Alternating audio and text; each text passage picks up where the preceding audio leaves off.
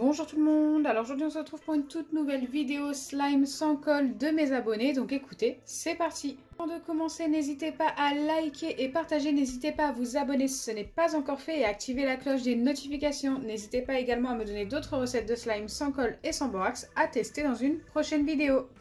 Pour la première recette, j'ai besoin de pâte à modeler Foam que l'on trouve facilement chez Action. Donc là, il m'en reste un petit peu pour le test. De gel nettoyant pour la peau. Donc moi, j'ai acheté celui de chez Leclerc parce que je ne voulais pas utiliser ceux que j'ai chez moi. Donc celui-ci est beaucoup moins cher, c'est pour ça que je l'ai pris. Et de la mousse à raser. Donc pareil, de n'importe quelle marque. Je dois commencer par prendre de la pâte à modeler Foam. Donc là, je vais prendre ce qu'il me reste dans mon récipient. J'espère que la recette va fonctionner. Elle est censée fonctionner comme celle avec le liquide vaisselle qu'on ajoute à la pâte à modeler et ensuite la mousse à raser. Donc on va voir. Bon, j'arrive pas à tout sortir. C'est vrai que c'est très collant. Ces pâtes à modeler Foam de chez Action. Mais franchement, elles sont juste top quand même. Surtout pour le prix, 99 centimes. Je crois qu'il y a 5 couleurs pour ce prix. J'en avais une qui avait eu un souci, elle était trop sèche, pour ceux qui n'ont pas vu la vidéo. Mais franchement, c'est facile à récupérer. N'hésitez pas à aller voir mes vidéos, vous allez comprendre pourquoi. Donc là, j'ai récupéré un maximum de pâte à modeler Foam. Et je dois tout simplement venir y mettre ceci, jusqu'à que ça devienne tout collant. Donc je pense que ça ne doit pas être très compliqué. C'est déjà un petit peu collant au final.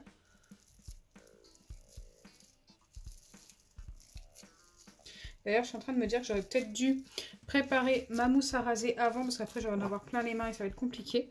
Donc, je vais déjà venir ouvrir ma mousse à raser en avance. N'hésitez pas à faire pareil si vous reproduisez la recette. Ça va être beaucoup plus simple. Wow, j'ai les mains qui deviennent toutes vertes. Je ne sais pas si ça se voit à la caméra.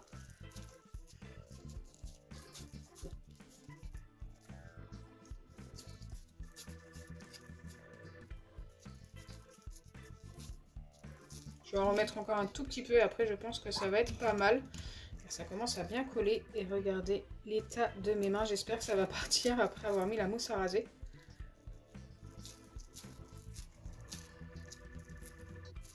Là c'est vraiment extrêmement collant. Hein.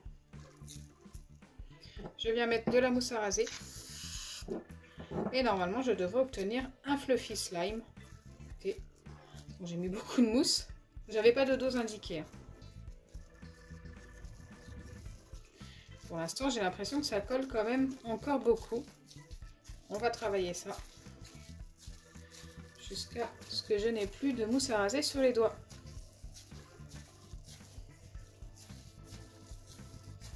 Ça a l'air de se former. Ça me paraît vraiment même pas mal du tout. Je n'y croyais pas à un moment donné parce que ça devenait très collant. Mais à force de travailler la pâte, ça me semble pas mal. Regardez, ça se décolle même de mes doigts. Donc ça, c'est plutôt cool. J'en avais quand même pas mal sur les doigts tout à l'heure.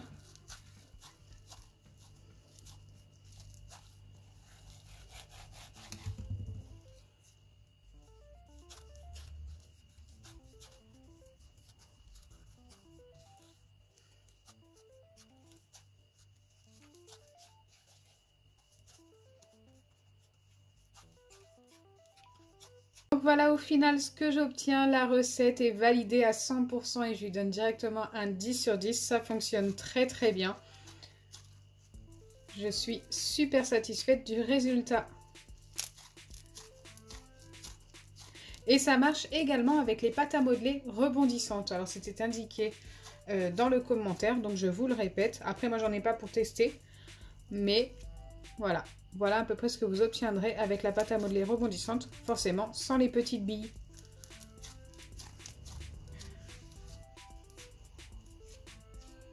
Je vais maintenant passer à la deuxième recette. La première a super bien fonctionné, j'espère que la deuxième va fonctionner également.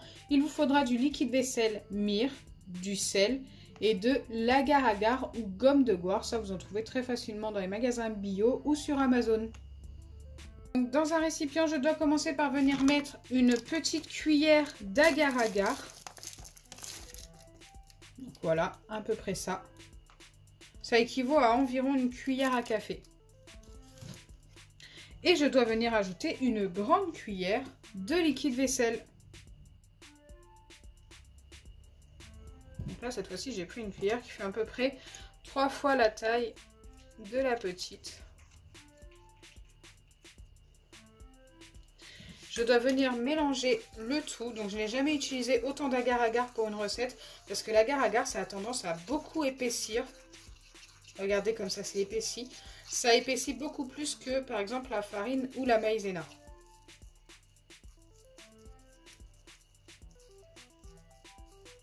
Ok, on obtient une pâte. Et à cette pâte, je dois ajouter environ 2 pincées de sel. Donc, une première et une deuxième. Je remélange.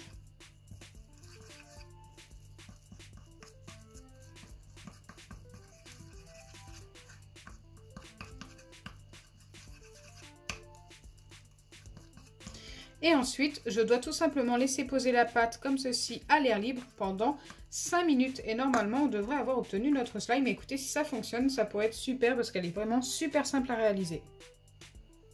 Donc là, j'ai attendu les 5 bonnes minutes de pause à l'air libre. Et maintenant, je vais venir travailler la pâte qui est très bizarre. On dirait limite entre une pâte butter et une gelée. C'est assez particulier. Donc je vais la travailler un petit peu, mais ça me paraît... Je sais pas. Je vais pas trop m'avancer, on verra.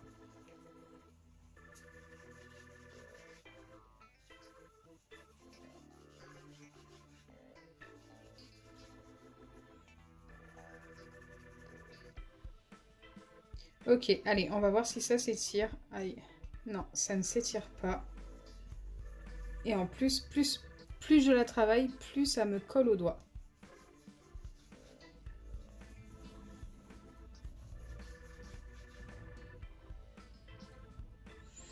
Écoutez, pour celle-ci, je ne peux pas la valider. On obtient bien une pâte, mais ce n'est pas un slime, ça ne s'étire pas du tout. Donc malheureusement, ça n'a pas fonctionné. Donc vous l'aurez compris, une seule des deux a fonctionné, mais franchement juste magnifiquement bien. Et c'est celle-ci, la première recette. Donc j'espère sincèrement que ma vidéo vous aura plu. Si c'est le cas, n'oubliez pas les pouces bleus, partagez et abonnez-vous. Bisous les amis!